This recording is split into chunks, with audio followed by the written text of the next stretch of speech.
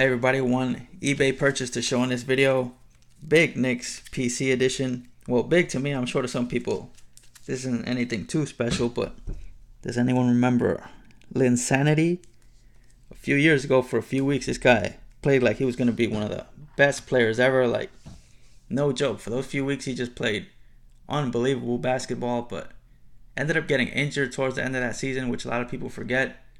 And Knicks actually made the playoffs that year, but Lin didn't play in the playoffs because he was still injured, and actually received a lot of criticism for that from the media and from the fans because they felt he should have forced it and been on the court for the playoffs. But he played it safe because he was going to be a restricted free agent at the end of that season, so I'm sure he didn't want to risk getting hurt even worse and end up missing out on his big payday.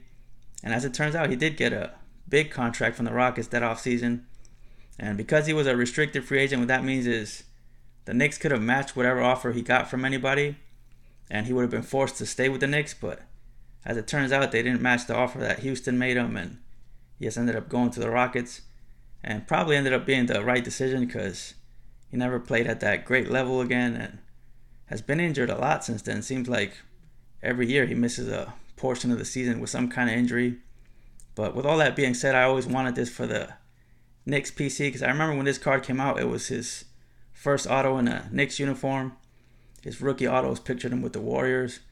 And I think to this day might be either his only auto in a Knicks uniform or one of very few. So despite the fact that he didn't continue his great success, I always wanted this as part of the Knicks PC regardless.